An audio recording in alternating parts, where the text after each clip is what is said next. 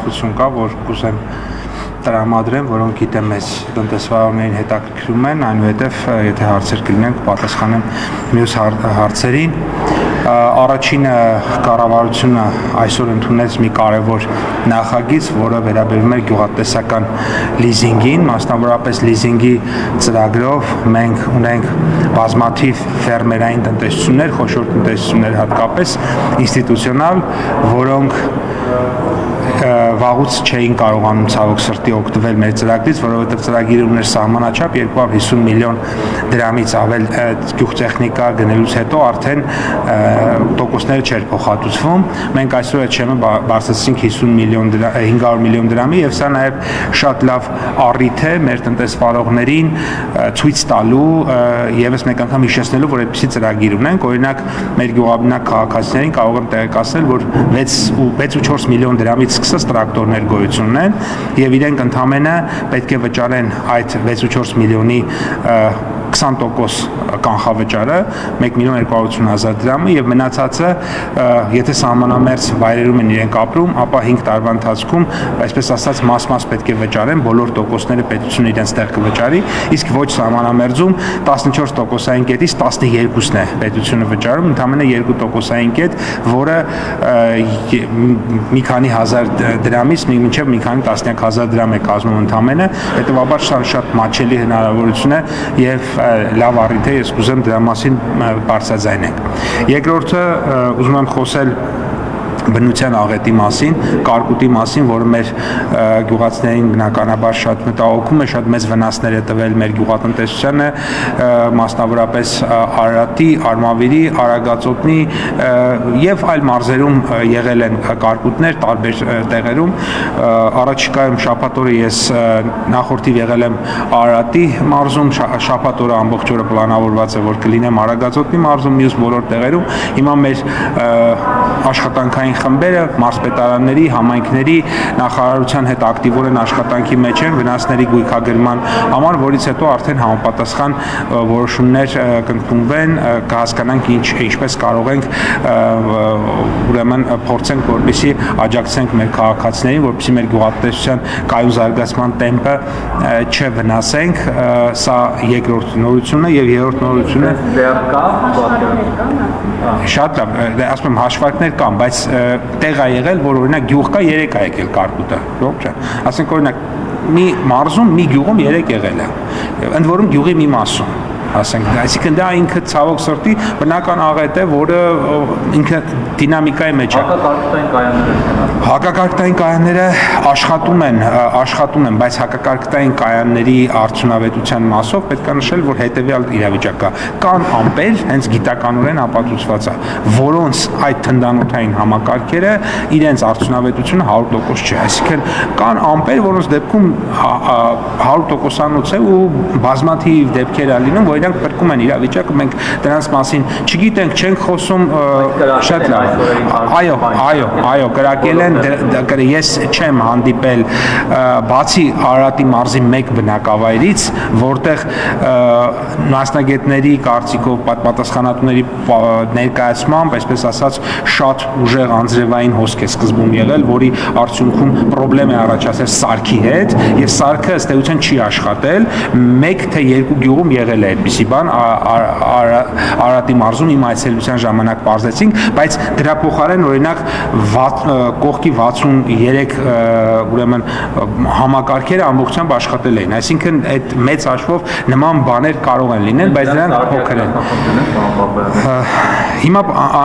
Հիմա տեսեք, արդիականացման մասով դրանք համակարգեր են, որոնք որ ես արդեն նշեցի, ունեն որոշակի սահմանափակ օգտակարություն։ Ավելի արդիական համակարգեր կան, դա այդպես ասած այդ հրթիռային համակարգերն են, որոնք որ ավելի արդյունավետ են ու ակնհայտորեն արդյունավետ են, բայց մեր երկրի աշխարհագրական դիրքի եւ աշխարհաքաղաքական որոշակի առանձնահատկություններով ելնելով, այս պահին դա կիրառելը անհնար է։ Եթե անգամ ունենայինք դա անհնար է կիրառել, որովհետեւ դրանք հրթիռներ են, որոնք որ իրենց տեսքով ու որևէ առանձնահատկությամբ բացի մարտագլխիկը եթե նայենք ոչ մի բանով չեն տարբերվում մնացած մեծ հրթիռներից եւ դա օգտագործելու համար նախ պետքա դու ունենաս համաձայնագրեր քո բոլոր հարևան երկրների հետ, որ եթե հանկարծ ինչ-որ բան տեղի ունենա, բնականաբար, այսինքն դա այդպիսի բարձ ընթացակարգերով է անցնում, իսկ մենք գիտեք ինչպիսի աշխարհակաղակական իրավիճակում ենք եւ այս պայն դրա մասին խոսելը կարծում եմ ժամանակավերեպ է։ Մենք ինչ լուծում ենք առաջարկում մեր քաղաքացիներին, այս ընթացքում եւս մեկ լուծում ենք առաջարկել, եւս մեկ լավ որոշում ենք առաջարկել, դա այն է, որ հակակարգտային ցանցերը նախկինում միայն սահմանափակ համայնքներում էր պետությունը սուբսիդավորում, այսուհետ նաև հանրապետության բոլոր համայնքներում հակակարգտային ցանցի դեպքում 50%-ը պետությունը սուբսիդավորել է, այսինքն ծախսի 50%-ը պետությունը վերցնում է իր վրա, սա իհարկե էլի հասկանում ենք, որ ոչ բոլոր դեպքերում է կիրառելի, օրինակ բարձր ծիրանենու դեպքում կիրառելի չի, ոչ ավանդական, բայց ասենք նույնիսկ ոչ ավանդական դեղցենու կամ խաղողի կամ բալի կամ սալորի դեպքում ինքը կիրառելի է, որտեղ իրենք այդպես է շատ չեն բարձրանում։ Սա էր երկրորդ հարցը եւ երրորդը, որին ուզում եմ անդրադառնամ, դա շատ հայտնի էլի բոլորի շատ հայտնի կոնյակի սպիրտի արտահանման հետ կապված խնդիրներն են։ Այստեղ մենք հետո ինձ ասացին ներողություն, որ որոշակիորեն խնդիրը լուծվել է, թողել են որոշ մեքենաներ։ Այո, որոշ մեքենաներ թողնվել են, բայց ցավոք սրտի պետք է արձանագրենք, որ խնդիրը լուծված չէ, որտեղ խնդիրի լուծում դա նշանակում է ինստիտուցիոնալ նախ հասկանանք թե ինչն է պատճառը, այս պայդրությամբ դեռևս հանդիպել եք, բանակցել եք լուծել եք խնդիրը հիմա։ Չէ, ես ասել եմ հանդիպել եմ, բանակցել եմ, խնդիրը դեռևս լուծված չէ։ Իսկ ազգային ժողովում այնքանով ինչքանով որ ասել էլի մի քանի մեքենա այս պարագայում է, բայց մենք շարունակում ենք խնդիրը ոչ ամբողջական մնալ լուծված։ Եվ այստեղ անկեղծ պիտի լինեմ, պատճառները մեզ համար անհասկանալի են եւ փորձում ենք բոլոր մակարդակներում խնդրին լուծում գտնել եւ ուզում եմ նշել, որ առաջիկա օրերին ունենք նախնական պայմանավորվածություն, թերևս նորից ես անգամ կայցել եմ Վրաստանի Հանրապետություն եւս մեկ անգամ հարցերը արդեն տեղում լուծելու հասկանալու համար։ Պապայներով մի բան ճիշտ է։ Նախ ասում դժգոհում են, ասում կառավարությունը անզոր է, չի կարողանում լուծել ունակություն չունի կամ գործիքական չունի կամ չի կարողանում հարաբերվել մեր հարևան եւ բարեկամ վրացիների հետ։ Երկրորդ բարկած կա նաեւ այս ֆոնին, որ հնարավոր է կառավարությունը իսկ նախարարությունը ինքն է նաեւ ուղղորդել կամ համաձայնեցված եղել այդ օրվա ակցիան, որովհետեւ դուք չեք կարողացել լուծել այդ կոնյակագործներին դրդել եք կամ համոզել եք, որ իրենք դուրս գան Վրաստանի դեսպանատան դիմաց միտինգ անեն, որ գուցե այսօր սալի տեղի շարժվի։ Երկու հարցերի պատասխանն էլ ոչ է։ Պարոն Պապոյան, երեք ասել եք, գրառում եք արել Աժեում մի պիժոն կյատա, ում ալբանացի հայրը Ղարաբաղից Հայաստան է եկել 3 չափ մեծ փաթիլներով, քոլկոտած սվիտերով, 10 տարում դարձել միլիարդատեր։ Դուք Ռոբերտ Քոչարյանին հետ նկարագրած իրավիճակով տեսել եք։ Ես եւս մեկ անգամ կարող եմ կարդալ, եթե դա այդքան հաճելի է, որպեսզի ես կարդամ, եւս մեկ անգամ կարող եմ կարդալ իմ գրառումը։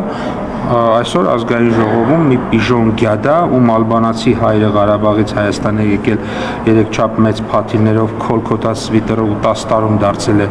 միլիարդատեր, իմիջիայլոց միլիարդատերն էլ արդեն ապացուցվեց այդ կես ժամանոց ցանկով, որ հրապարակվում ու չի ավարտվում, հայհոյանք է հնչեցել, գիտեք, ազգային ժողովում լկտի հայհոյանք, որը շատ ուրեմն անթույլատրելի է եւ որի մասին ընդհանրապես դուք չեք խոսում, չգիտեմ ինչու, բայց սա էլ պետք է արձանագրեմ։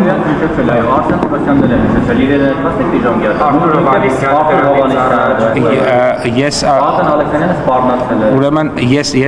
մեկ հայհոյանք եմ լսել։ Ես երեք ազգային ժողովից մեկ հայհոյանք եմ լսել եւ այդ հայհոյանքն է եղել։ Իսկ մենք լսել ենք Անդոնից Արսեն Թորոսյանի կողմից։ Ես այդտեղ հայհոյանք չտեսա, բայց այնտեղ կար հայհոյանք շատ կոնկրետ։ Այդ շարունակությունը բառերը չի ասում, որ ուրեմն հայհոյանք չի, ենթատեքստը չէ։ ես ասում եմ, ես այնտեղ շատ կոնկրետ հայոյան կար, այնտեղ հայոյան։ Երբևէ Ռոբերտ Քոչարյանին որ դեմքով դեմ հանդիպան հանդիպեք թե հիմա կամ նախկինում, կամ Լևոն Քոչարյանի նախկինում, ինչը դեր իշխանություն դել է։ Դուք կարողանեք ուղիղ նրանց աչքերին նայել ու ասել, որ դուք ալբանացի եք, իրոք յադա եք, ինչ եք դուրս կշփոթել։ Ես ուրեմն բոլոր այն մարդկանց, որոնք Հայաստանում 10 տարի իշխանության են եղել, ընդամենը պաշտոնյա են եղել եւ մինչեւ այդ ոչինչ չեն ունեցել, բացի մի զույգ ծակ կոշիկներից ու հետո դարձել են միլիարդատեր, բոլորին ասել եմ, կասեմ, ասում եմ ու կասեմ։ Իրենց իշխանության ուրեմն ասել եմ, կասեմ ու ասում եմ։ Նորից եմ ասում, ցանկացած մեկը, ով իրանից ոչինչ չի ներկայացնում, պետական պաշտոնյա է ու պետական պաշտոնյան լինելուց հետո դառնում է միլիարդատեր, այդ մարդը շատ ավելի վատ գնահատականի է արժանի, շատ ավելի վատ, քան ես այդ գնահատականը տվել եմ։ Կներեք էլի, հիմա դուք եկել եք այստեղ, մի վարքյան եկել եք այստեղ։ Որոշ մարդկանց եք պաշտպանում, ով ոչինչ չունենալով, մի վարքյան, ոչինչ չունենալ, մարդ, ով ոչինչ չի ունեցել, եկել 10 տարի նախագահ աշխատել, նախագահի 200 քանի հազար դրամ աշխատավարձ է ստացել։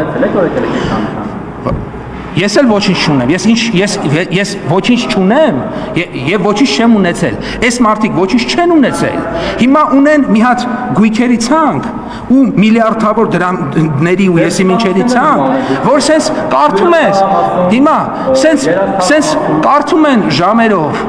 հիմա եկել եք այդ մարդկանց եք պաշտպանում, ես այդ մարդկանց չեմ պաշտպանել, դա ձեր գործն է։